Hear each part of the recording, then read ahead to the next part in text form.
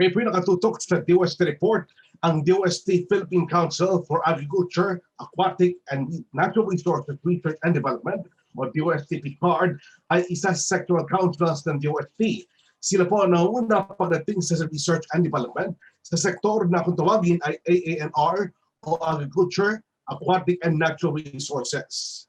Tama ka, Onin. At dahil sa ang PCARD ang aming pinaka-apex organization, pagdating sa sektor na ito ay pinagsisikapan nilang magkaroon ng mga partnership sa iba't ibang organisasyon at kabilang na dito ang mga ibang ahensya ng gobyerno, maging ito ay may kinalaman sa research and development or sa human resource development, technology transfer at marami pang iba. At ngayong nga pong araw, ating gigilalanin ng ilan sa mga partners ng DOST PCARD at ating alamin ang ilan sa mga matagumpay na proyekto na buo sa partnerships na ito. Makasama po natin sina Dr. Henry Adornado, Director, Department of Environment and Natural Resources, Ecosystems Research and Development Bureau. Kasama rin po natin Dr. Claro N. Mingala, DVSM, MVST, PhD, Scientist for Philippine Carabao Center. Si Dr. Mujikiwi Santos, Scientist for National Fisheries Research and Development Institute. Magandang araw po sa inyo lahat. Pag-usapan po natin ang partnership ng DOST at DNR Ecosystems Research and Development Bureau. Dr. Henry, isa po sa mga proyekto ng DOST PCARD at DNR ERDB ay yung Quality Enhancement and Development of Tree Seed Center sa Mindanao, ang major source po ng seedlings at planting materials para sa National Greening Program ng gobyerno. Maaari po ba ninyo ibahagi sa amin ang proyekto ito at ano pong buti ang maidudulot po nito? Okay, salamat po Sir Onin. No? Tama po ang sabi niyo. No? Ang amin pong tanggapan, ang Ecosystems Research and Development Bureau, ay sasagawa po ngayon ng programa or proyekto. Katuwang po ang ating research center located in Bislig sa Mindanao sa pamumuno ng ating head of the center, si Forester Marquez. At nagpapasalamat po ako sa DOST PCARD for providing the funding dito. No? Sila po actually yung source ng aming fund dito. And ito pong programa na ito actually is preserving yung pong viability ng ating seeds. No? Kaya po tayo nagkaroon ng proyektong ito, yung Mindanao Tree Seed Center, not only with the help of the Department of Environment and Natural Resources, but also yung DOST po. Parang partnership nga po. No? At ang objective po nito is makadevelop ng protocol on the improvement of quality seeds through different seed quality enhancement treatment, na kung saan po ay gusto nating mapahaba yung buhay ng seeds. No? Ang for information po ng bawat isa ay ang mga native trees po natin, no? Especially yung Dipterocarp, hindi po ito nagpo-produce ng seeds every year. No? Halos minsan po ay after 3 years. At kami po, ito pong proyekto na ito ay isinagawa upang mapahaba yung buhay ng ating mga seeds na nakakolekta doon sa ating mga identified seed production areas, and para din ho ma-ensure yung viability ng seeds. Ang ating pong center sa pamamagitan ng facilities na ito ay nagdedetermine din po yung viability at yung germination capacity. And kanina nabanggit po ninyo, ano po ba yung maitutulong nito, no? Ano ba yung benepisyo nito? Well, marami po, no? Hindi lang ho ito nagbibigay ng benepisyo sa ating major program ngayon ng DNR, yung National Greening Program, na kung saan meron tayong nationwide deforestation activities, no? But ito rin po ay magbibigay ng benepisyo doon po sa ating mga corporate tree farmers, no? At doon sa ating mga integrated forest management agreement holder, no? Alam niyo po, pag tayo ay magbe-venture doon sa tree plantation, dapat sigurado tayo ano bang klase ng ating seeds, ng ating planting materials ang gagamitin to ensure that we can produce good trees, yung kumbaga ay hindi sakitin, hindi defective, no? Opo. So ito po yung kinakailangan natin. And ang private sector po, especially yung mga mining companies na kung saan meron silang rehabilitation effort na in-implement, sila rin po ay magbe-benefit dito at makakakuha ng tamang impormasyon, ano ba yung klase ng halaman o trees na dapat ay itinatanim dito sa lugar na ito. Ang origin ba nito is maganda yung quality. So yun po, yung maraming sektor na po pwedeng makinabang dito. Private, government projects, community-based projects, and people's organization. Isa pang magandang proyekto na nabuo ng PICARD at saka ng DENR ERTB at gayon din ang ating FPRDI o ang Forest Products Research and Development Institute ay yung collaborative research natin on engineered bamboo together with China. Ito yung Philippine-China Collaborative Research on Engineered Bamboo. Doc Henry, ano ba ang mga activities ang nakalatag dito sa collaboration na ito? Thank you po, Sec Boy, no, for asking that. Siguro po, napapanahon na nga po para ma-share natin sa publiko itong importansya nitong proyektong ito. No? Alam po naman natin na yung bamboo ay isa sa mga hindi nabibigyan ng pansin natin, no, in the past. But sa ngayon po, hindi lang ho ang DENR ang nag-declare na ito ay major commodity ng National Greening Program, maging ang Department of Agriculture po ay dineclare na nito na high value crops, no? And because of that, nagtutulong-tulong ang DOST, even the Philippine bamboo industry ay nagtutulong-tulong na mapasigla itong industriya po ng bamboo. And ito pong proyektong ito na naisip ng ating office in collaboration with the DOST PICARD and other agencies ay naglalayon po na maituro at ma-disseminate ano ba yung kahalagahan ng engineered bamboo, ano ba yung mga benepisyo na nakukuha sa kawayan at paano yung tamang management, tamang production ng quality planting materials, tamang pag-put up ng plantation, at ano yung kinakailangang maintenance and protection para masigurado na yung ating bamboo na gagamitin sa production ng engineered bamboo kasi napakataas ho ng value, napakataas na economic value ng engineered bamboo, no? As compared to the other products, meron nga pong pag-aaral na ang density nito, ang strength ay mas mataas pa kaysa wood products, no? So siguro po sa mga darating na panahon dahil nagkakasabay-sabay po yung focus ng bawat sektor dito sa production ng bamboo at sa mga pag-aaral sa mga bamboo tungkol sa kawayan, ay baka magiging isa nito sa mga dahilan upang tumaas ang ating ekonomiya like the other neighboring countries na ang major source po ay itong production ng bamboo. Opo. Doc Henry, isang areas pa po maaaring makatulong po ang DOST PICARD? Sa totoo lang po, Sir Onin, sa ngayon, yung ating ini-implement na mga proyekto researches ay pinupondohan po ng PICARD. Sa mga nakalipas pong panahon or taon, ay marami na rin po silang kaming collaboration with them, no? Siguro i-mention ko na rin yung sa tissue culture, it was also funded by PICARD. And basically po yung source ng fund ang naibibigay sa amin ng DOST, and we're very thankful. Pagdating naman po kasi sa mga personnel or staff that will be utilized to conduct that particular research, ay tayo naman po ay meron sa ERDB. Maraming salamat po, Dr. Henry Adornado. Dumako naman po tayo sa Usaping Livestock.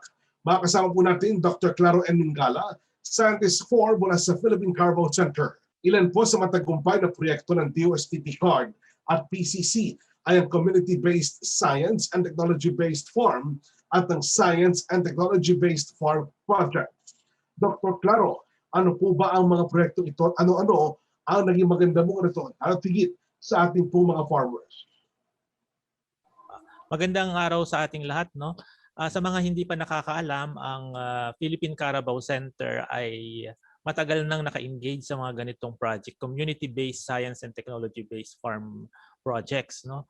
Katunayan, ang Philippine Carabao Center ay anak ng DOSTP card. Pag sinabi nating anak, nanggaling kasi ang Philippine Carabao Center sa isang pinunduhang project ng DOSTP card at ng UNDP noong 1982 hanggang 1992. So yun yung Philippine Carabao Research and Development Project na pinagmulan ng Philippine Carabao Center. Ito po yung Philippine Carabao Act of 1992. So naging law po siya kaya naitatag po ang Philippine Carabao Center. At lahat po ng proyekto ng Philippine Carabao Center ay galing po sa pagpupunyagi at pagsuporta ng DOSTP card. Katunayan po ito pong mga community-based science and technology farm projects ay pagpupunta po namin, extension services po namin sa mga magsasaka, lalo na po yung mga nag-aalaga ng kalabaw, katulad po ng mga siniservisyohan namin ng mga artificial insemination, at gayon din po yung pagbibigay ng mga kaalaman tungo sa magandang nutrisyon ng mga kalabaw para magbigay po ng mas mataas na gatas, mas mataas na volume ng gatas. Gayon din po sa karne at gayon din po sa pantrabaho sa bukid. Alam mo, Onin, para sa kaalaman ng ating mga taga-subaybay, 1999 pa ay inilunsad na ng Philippine Carabao Center ang kanilang village level or village-based buffalo dairying project, para sa improvement ng ating local production. At para nga mapalakas ang produksyon ay nakikipag-partner ang Philippine Carabao Center, ang PICARD, sa mga local government units, sa mga asosasyon ng mga dairy farmers at ganoon din sa mga dealers ng dairy products. At siguro itanong natin kay Dr. Claro kung ano ba ang mga usual arrangement diyan sa mga public-private partnership na yan. Secretary Boy, ganito po ang structure po nito. Mula po dun sa pinunduhang proyekto ng DOSTP card para sa Philippine Carabao Center, nabuo po namin itong pagpupunyagi na ito, itong proyekto na ito, na maabot po namin yung mga magsasaka, lalo na po yung mga kooperatiba na partner po ng Philippine Carabao Center sa paggagatas. Kasi nga po alam natin na ang Pilipinas po ay 1% lang po ang self-sufficiency ng gatas o sa dairying. 99% po ay halos imported. Kaya po pinag-igihan po ng Philippine Carabao Center kapartner po ng iba pang ahensya ng Department of Agriculture para mapagtuunan ng pansin ito. Nagkaroon po ng proyekto ang DOSTP card sa amin. Pinagkalooban po kami ng 6 na pong milyong piso para po magkaroon ng project at mapataas yung antas ng mga kalabaw dito sa ating bansa. Katunayan po, nagkaroon po kami ng pilot project dito sa Nueva Ecija bilang tinuturing po namin capital ng paggagatas. Napataas po namin yan, naabot po namin yung objective po namin sa project na to. Gayon din po yung isang komunidad ng mga magsasaka doon sa San Agustin, Isabela po. So pagkatapos po ng proyekto ito, napatunayan po namin na kayang-kaya po pala nating maging sustainable, lalo na po sa paggagatas.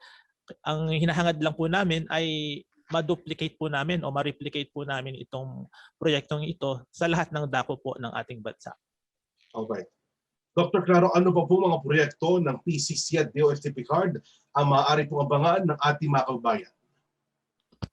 Ang Philippine Carabao Center po ay matagal ng partner ng DOSTP card. Kaya po sa kabila po noong kakayahan po ng Philippine Carabao Center na maglunsad ng mga proyektong sinasabi nga po natin high-tech kasi po sinusuportahan din po ng DOSTP card yung aming mga proyekto sa molecular biotechnology, reproductive biotechnology, yung pong mga high-tech po na mga proyekto namin ay tinutulungan din po ng DOSTP card ang Philippine Carabao Center para maibaba ito at maintindihan ng ating mga magsasaka. Katunayan po, may kasalukuyan pong proyekto ang DOST Picard sa amin. Ito po yung patent mining program ng selected AANR commodities po, ano? Kasi po ito po yung mga nilikha ng mga scientists namin dito na sana ay mabigyan ng pangalan din at ma-commercialize later on. Ito po kasalukuyang proyekto po ito ng DOST Picard sa amin. Gayon din po yung mga na-approvean pong proyekto po namin na hinihintay na lang po namin yung pondo. Ito po yung DOST Picard GSPS o yung partner po naming mga experts from Japan na tutulong sa amin para makamit po namin yung mithiin namin na makapag-develop ng mga diagnostic tools para sa mga sakit ng hayop. Ngayon naman po ay makakasama natin ang isang miyembro ng National Academy of Science and Technology at Scientist 4 mula sa National Fisheries Research and Development Institute, Academician Mujikiwi Santos. Doc Muji, maaari niyo ba kami bigyan ng maikling pagpapakilala sa NFRDI at saan po pumapasok ang partnership ninyo sa DOST Picard? Ayan, thank you very much Sir Onin para dito sa opportunity na mapakilala po ang NFRDI. Siya po ang National Fisheries Research and Development Institute. Isa po siyang sangay ng gobyerno na na-create po sa bisa ng Republic Act 8550, otherwise known as the Philippine Fisheries Code of 1998. Layunin nito ang mapalakas po lalo ang fisheries R&D ng bansa. Siya ay tinalagang attached agency ng Department of Agriculture at ang research arm ng Bureau of Fisheries and Aquatic Resources. Kumbaga, Sir Onin, ang BIFAR ay ang management authority, ang NFRDI naman ay isa sa mga scientific authority on fisheries sa bansa. So nagpo-provide po kami ng scientific information at new technology sa BIFAR, sa ibang government agencies at sa fisheries industry po. Now, NFRDI was officially established po actually in 2022 nung ma-release po yung aming plantilla position. Up until that point po ay nag-ooperate ang NFRDI under an interim capacity na part po ng BIFAR. Now, natanong niyo po kanina kung saan nag-start ng partnership ng NFRDI at DOST Picard. Ano po? Ganito po kasi actually ang NFRDI po ay came from BIFAR. Para siyang si Eva na hinugot sa tadyang ni Adan. Parang ganun po siya Kaya in a way, matagal na po ang partnership ng NFRDI at Picard. Simula pa nung nasa BIFAR po kami, mga NFRDI staff, hanggang ngayon. So yun po. Alam mo, Onin, ang Picard ay represented sa governing board ng NFRDI o ng National Fisheries R&D Institute. At si Dr. Reynaldo Ebora ng Picard ang nagre-represent yan. At alam naman ni Dr. Ebora kung ano yung mga researches na ginagawa ng ating NFRDI. So siguro, Doc Muji, magbigay ka ng halimbawa ng research na partnership with Picard na nagkaroon na ng magandang resulta. Yes sir Boy. Thank you po for that question. At totoo po, napaka-active po nila Sir Ray at ang Picard po sa governing board po ng NFRDI. Iside ko po sir yung mabilis lang yung dalawang projects po na na-implement ng NFRDI na pinondohan po ng DOST Picard.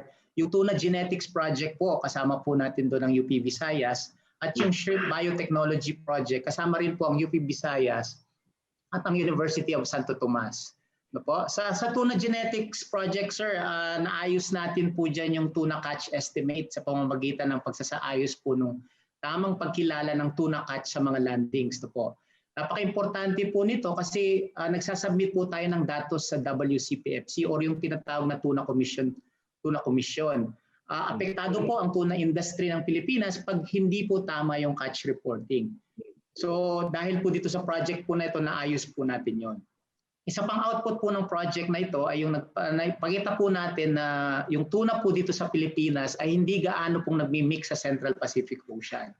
Importante po ito para po sa tamang management ng tuna sa Western and Central Pacific Ocean. Na-publish po ito and katunayan po Sir Boy, nanalo po yung publication nito ng isang Elvira Tan Award.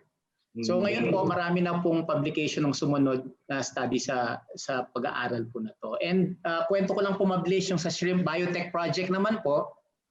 Ito po yung proyektong pinanggalingan po ng shrimp, yung very popular po na shrimp WSSV Diagnostic Kit, yung JAMP ni Dr. Maningas ng UST.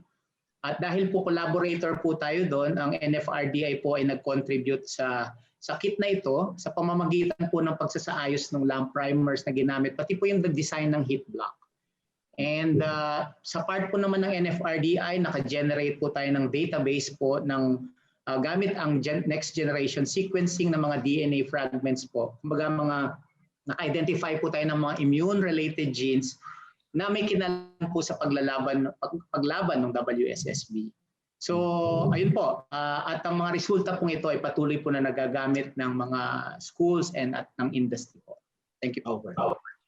Isa po sa magandang dulot ng partnership ng DOST Picard at ng NFRDI ay hindi nauulit ang mga pananaliksik na isinasagawa po ng bawat ahensya. Bagkus po, nagiging daan ito para mas pagtibay ng resulta ng kanilang pag-aaral. Dr. Muji, paano ba magagawang mas harmonized ang R&D effort po ng NFRDI at Picard? Yeah, napakagandang tanong yan, Sir Onin, kasi kailangan po yan na yung R&D efforts, hindi lang po siguro between NFRD and Picard, pero sa lahat po na harmonized yung ating galaw, kumbaga. Now, Sir Onin, gaya nga po nung nabanggit ko, under RA 8550, ay ang Picard po ay official member ng governing board na siyang nagtatalaga po ng polisiya at direksyon ng NFRDI. So sa board po na to, nabanggit na rin po ni Secretary kanina, kasama rin po sa board na yan ang Department of Agriculture, siya po yung chair, tsaka yung PFAR, siya po yung vice chair, ang presidente po ng PASOK, no, yung association ng mga SUCs, at mga reps po ng commercial, municipal, aquaculture, and post-harvest sectors. So ang wisdom po nung setup na yon, ng composition ng board, ay para po ma-ensure na lahat ng gagawin ng NFRDI ay naaayon po sa pangangailangan ng national government at ng industry. At siyempre po, para hindi magdoble-doble ang mga R&D projects ng bawat stakeholders. So, isa pong magandang halimbawa na ng harmonization na nagagawa po ng setup na to with Picard as one of the governing board member, ay yung pong proyekto tungkol po dun sa protein-enriched copra meal or PCM na ginagamit po ngayon sa aquaculture feed. Na ano po yan, pinag-aralan po yan ng DOST through University of the Philippines, Visayas. And ngayon po ay tinitignan din po yan ng NFRDI kasama yung Southeast Asian Fisheries Development Center or SEAFDEC para naman i-roll out po sa baba.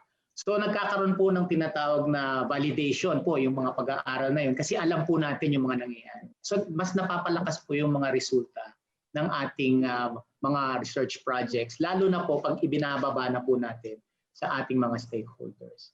So in a way po, paano pa mapapalakas yung harmonization? As I see it po, maganda na po yung setup ng coordination ng PICAR at RDI. Ituloy lang po ang mabuting samahan ng dalawa, I would think. Laging dapat po nag-uusap. Ayon nga sa kasabihan, mahilig po tayo sa kasabihan eh. Ang nagsasabi ng tapat ay nagsasama ng maluwat. Yun lang, Sir Onin. Maraming salamat po, Dr. Muji. At talagang dapat mapahusay talaga ang pag-isama at ang relasyon po ng dalawang sangay na ating pamahalaan. Baka, Sekboy, baka may nais pakipabatid sa ating po mga panuhin at mga taga-subaybay. Unang-una, nagpapasalamat ako at pinaunlakan tayo ni Director Adornado, si Dr. Claro Mengala, si Dr. Muji Santos para dito sa programa natin ngayon. At natutuwa ako kasi ang represented dito ay iba't ibang sektor, no? Andiyan yung ating forestry, napakahalaga po yung mga binanggit ni Director Adornado tungkol sa greening program, kahalagahan ng mga buto at binhi para sa ating mga itatanim na puno. At yun naman tungkol sa kalabaw, alam mo, yan ang isang hayop na mahal ko, kalabaw. At dapat na mahalin natin lahat ang ating kalabaw, alam mo, 1985 pa nung sinulat ko yung article on the science and technology system in the Philippines in the year 2000, ay kasama na yung yung parang forecast about the Carabao Center, ano? Ay kung ano yung kanilang maitutulong. At natutuwa naman ako at ngayon ay naisasagawa na. Kailangan lang talaga, gaya nga ng sabi ni Dr. Claro, yung replication ng mga kanilang mga success stories at partnerships.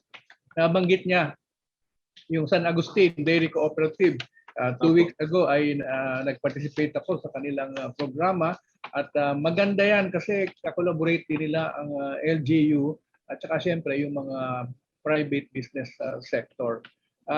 So hindi, well, of course, sa fisheries, importante yan, ano? Dahil lalo na nga pagka nagkakaroon tayo ng mga pagkakataong katulad ngayon, yung ating supply halimbawa ng pork naapektuhan, ano? So mga tao siyempre ay umaasa sa ating mga isda rin, ano?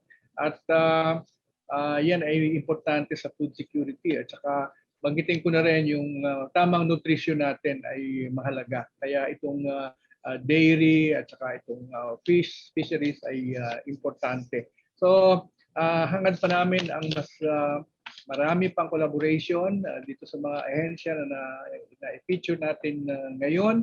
At ako din ay natutuwa kasi katulad ng pagkapanganak dito sa mga ahensya na ito, Carabao Center, ang National Fisheries R&D Institute, siguro meron pa mga ibang ipapanganak dahil dito sa mga sinusuportahan naming mga needs research centers sa mga rehiyon, no?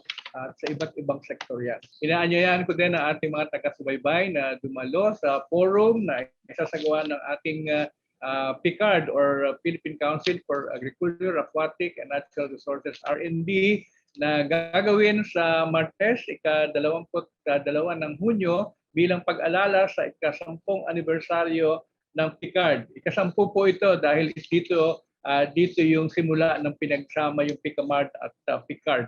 At ang kanilang tema ay A Celebration of Life. And life here means livelihood improvement through facilitated extension.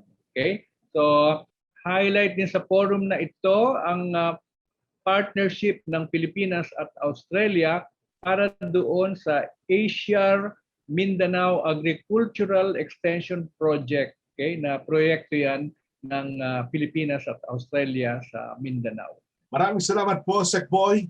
Abangan niyo po yan mga kaibigan, Celebration of Life or Livelihood Improvement through Facilitated Extension Forum ng DOST PICARD. To register, visit DOST PICARD Facebook page. Muli po maraming salamat sa lahat po ng ating mga panauhin. Dr. Henry Adornado, Director, Department of Environment and Natural Resources, Ecosystem Research and Development Bureau. Dr. Claro N. Mingala, DVSM, MBST, PhD, Scientist for Philippine Carabao Center. At Dr. Mujikiwi Santos, Scientist for Natural Fisheries Research and Development Institute. Isang paalala lamang po mula sa DOST PICARD that 2022 call for proposals for the Beast, Cradle, and NYSER programs are now open for the agriculture, aquatic, and natural resources sector. Submit your proposals through dpmis.dost.gov.ph. Deadline for submission is on July 5, 2021 at 5 p.m. Wala na raw po itong extension, kaya dapat po magsabit na po kayo agad. Sa aming pong pagbabalik, sasagutin ni Secretary Boy ang tanong ng bayan, kasama pa rin po ating mga panauhin. Huwag kayong alis, magkabalik pa ang DOST Report.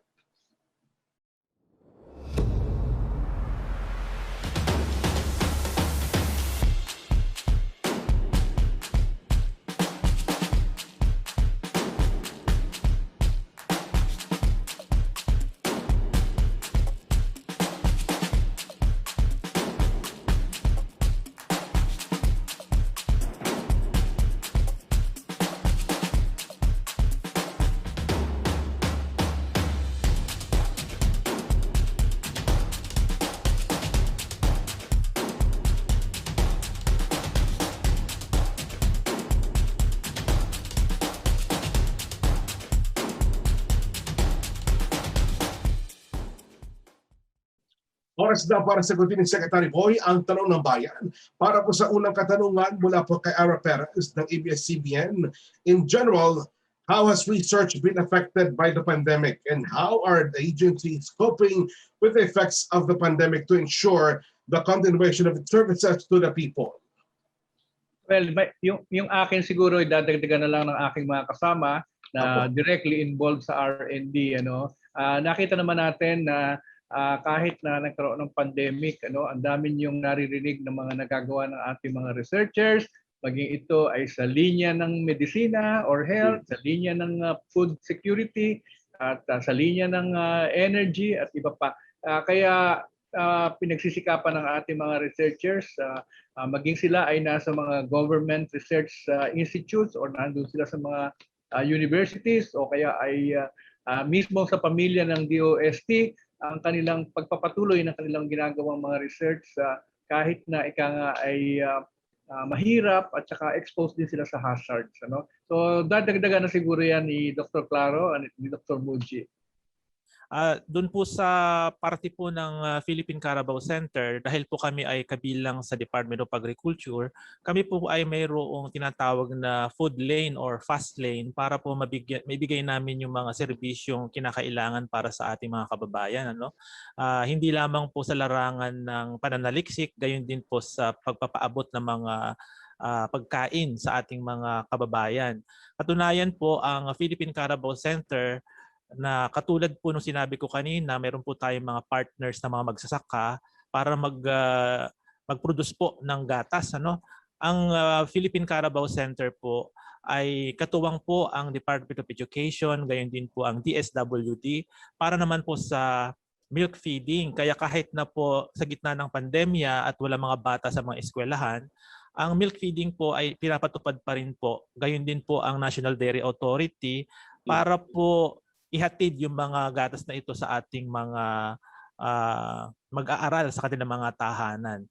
So sa mga researcher naman po, patuloy po kami nagre-research dito sa aming institute para po mapataas palalo ang uri ng ating mga produktong mula sa kalabaw.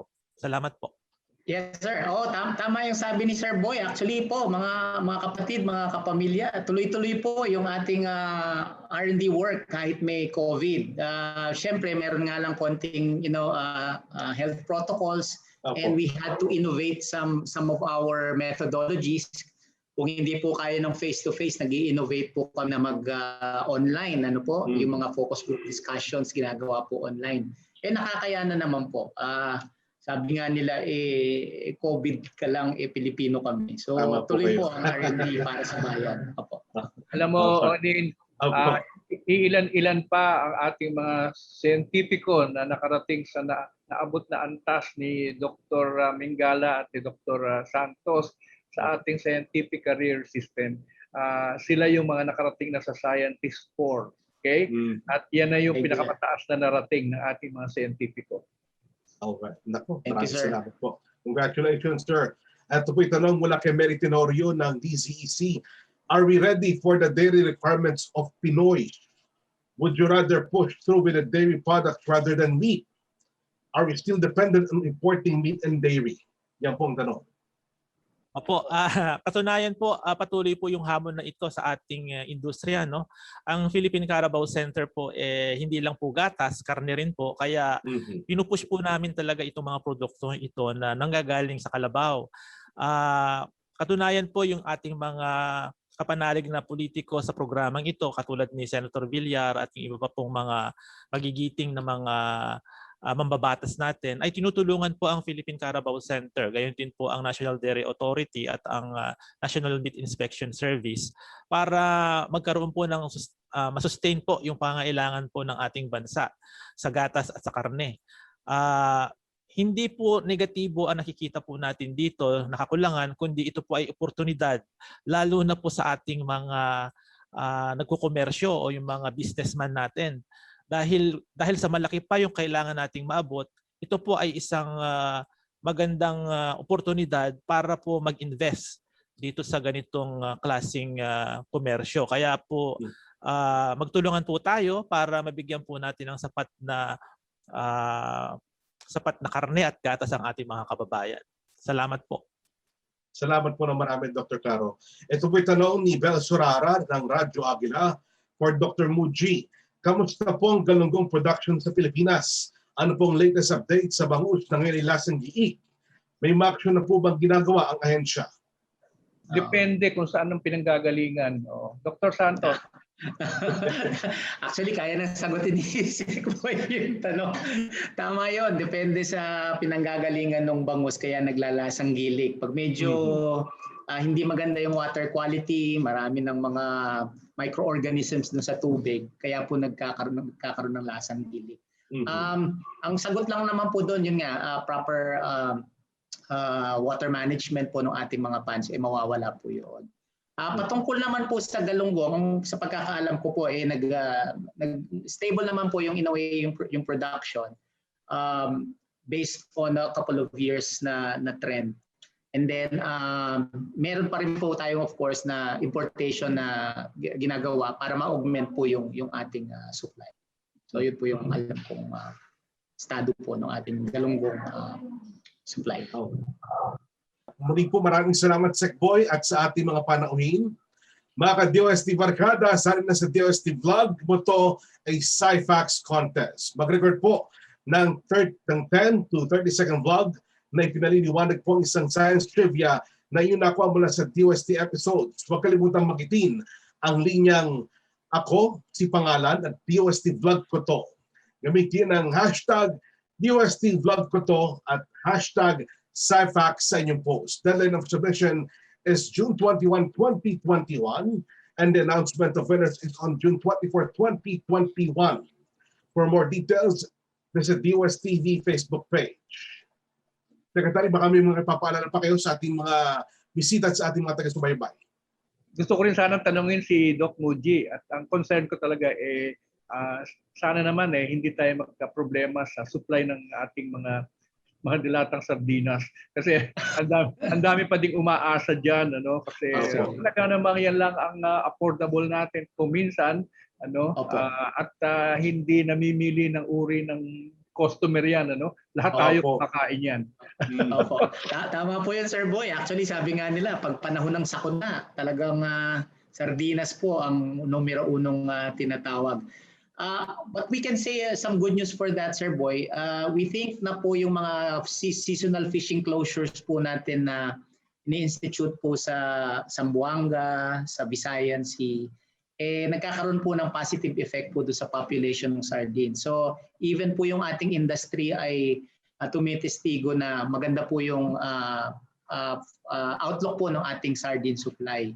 In fact, ang kwento nga po nila sa akin, 2011, 1 million cans per day daw po ang production ng ating canneries. 2019 po, gawa po ng mga interventions and many other factors. Nasa 5 million cans per day na po sila.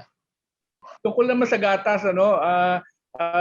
yung kasi sa San Agustin Dairy Cooperative, natutuwa ako kasi parang yung lugar na yon ay mga magagandang hybrid na yata ng mga kalabaw ang nandoon. Kaya very maganda ang production nila. So, yan ay utang natin sa Philippine Carabao Center ang kanilang mga teknolohiya para sa pag-breed, at andyan na nga yung AI, hindi lang artificial intelligence, artificial insemination, Kaya napaka-importante na ginagawa ng Philippine Carabao Center. Alright. Maraming salamat po Dr. Muji at Dr. Claro. Mga kaibigan, abangan nyo rin po ang Bantay Vulcan tuwing Martes at Expert Talk Online tuwing Merkules alas 5 ng hapon kasama si John Miranda sa DOST TV Facebook page at YouTube channel. Mas marami pang balita mula sa mundo ng siyensya at teknolohiya ang ating pag-usapan. Tutok lamang itong Biyernes alas 4 ng hapon dito sa DOST TV Facebook page. Ako po si Orin Miranda. At ako po si Secretary Boy de la Peña ng DOST. Magsama-sama tayo tuwing Biyernes ng hapon para sa DOST Report alas 4 ng hapon. Magkita-kita tayo doon.